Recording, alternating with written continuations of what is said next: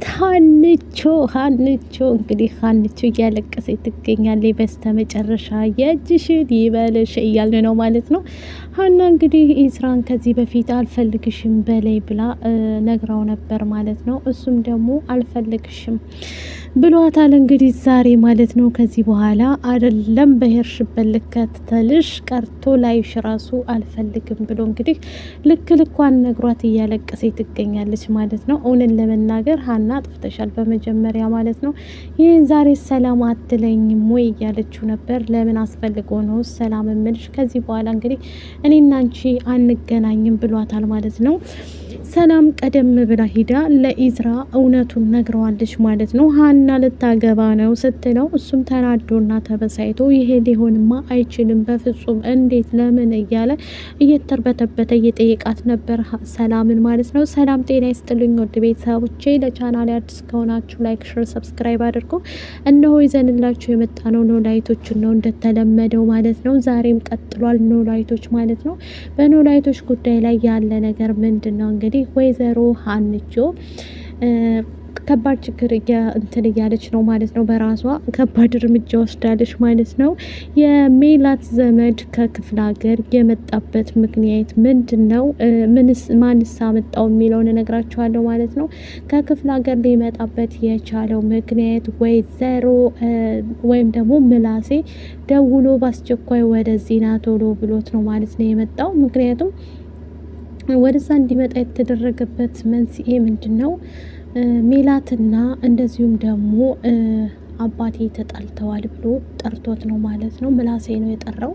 ምላሴ እንግዲህ ወደ ቤት እንዲመጣ ያደረገው ነው እንትናን በአስቸኳይ ቶሎ ብሎ ለሱ ብሎ ነበር ማለት ነው። እናት አባቶቸውን ለማስታረቅ ብሎ ነው። እንደዚሁም ደግሞ አሁን ላይ ወይዘሮ ሜላት በጣም የምታሳዝንም ብትሆንም የልጇን ጉድ እንግዲህ ለመስማት እባክሽን ሀንዬ ከትምህርት ቤት የቀረሽበት ምክንያት የደበረሽ ትመስላለች፣ ክላስ አልወጣሽም፣ ምንድን ነው ችግር አለው እያለች እያናገረቻት ነበር ማለት ነው።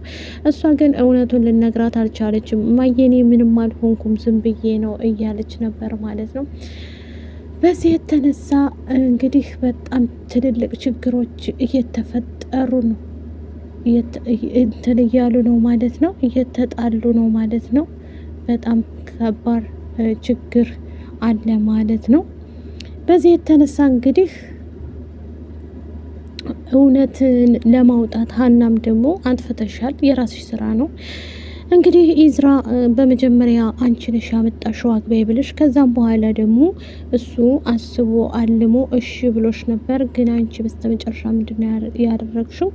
አልፈልግም ብሎሽ ተናግረሽ ነበረ። አሁን ደግሞ እሱ በተራው እኔ አልፈልግሽም ብሎሻል ማለት ነው። ምንም ማድረግ አይቻልም። አሁን አታልቅሽብን ማለት ነው። እውነት ለመናገር ሜላትና መስፍን እንግዲህ እኛ ደህና ነን አልተጣላንም፣ እንኳን ዘመዳችን በሰላም ወደዚህ መጣ እያሉ ሽር ጉድ እያሉ እየተቀበሉት ነበር ማለት ነው።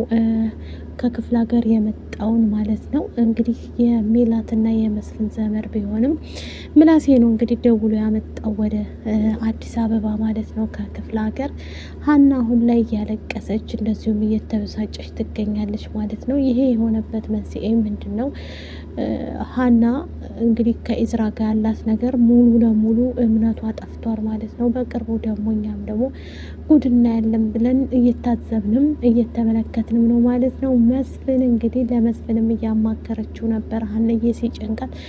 ሰላምም ለምንድን ነው ከሰላም ጋር ትምህርት ቤት ያለሽው ተብላ ተጠይቃለች። እሷ ግን ልትናገር አልቻለችም ማለት ነው።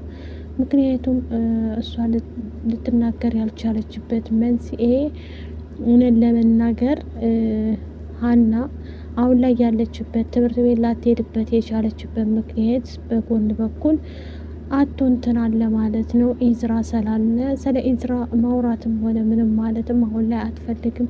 ሰላምም ትምህርት ቤት ውስጥ ሄዳ ኢዝራ ሀና ለምን አልመጣችም እያለ ሲጠይቃት ምን ማለት ነው አትጠይቀኝ አለች ቤት ናት ግን አልመጣችም ብላ ስትለው እሱም ደግሞ ደንግጦና ግራ ገብቶት እንዴት ለምን ቀረች እያለ እያብሰለሰለ ሲጠይቃት ነበር ማለት ነው።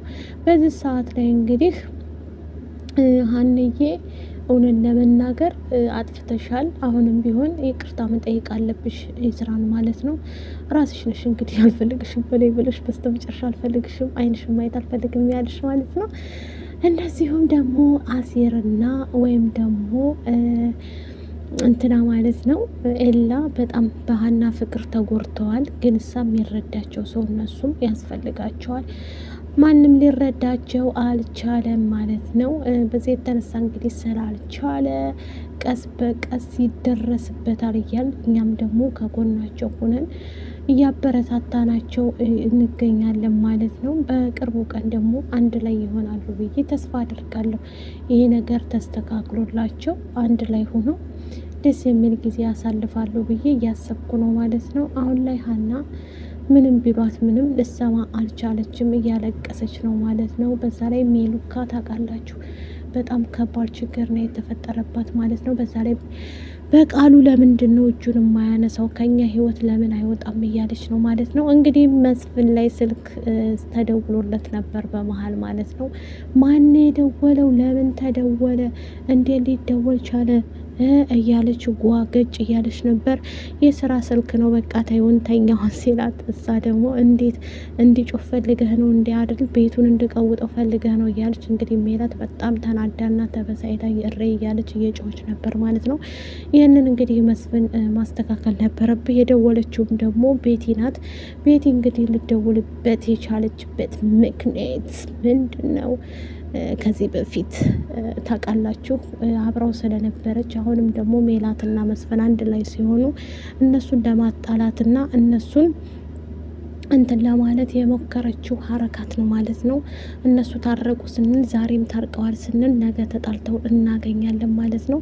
በዚህ የተነሳ እንግዲህ ከባባድ ችግሮች እየተፈጠሩባት ነው ማለት ነው። ሜሉዬ እውነት ለመናገር በሜላት ላይ እያየናቸው ያሉ ነገሮች በጣም ያስጠላሉ፣ ይደብራሉ ማለት ነው። እነዚህ ነገሮች ደግሞ በቃሉ ነው እንዲህ እያደረጋት ያለው ማለት ነው። ሰላምም እንግዲህ ጽን አኩርፋታለች። ጽዮንም ደግሞ ማግኘትም ማውራትም አትፈልግም። ሰላም አትጠይቂ ስለና ሀና ብላታለች። ይህን ይመስላል። ላይክ፣ ሸር፣ ሰብስክራይብ አድርጉ። ባባይ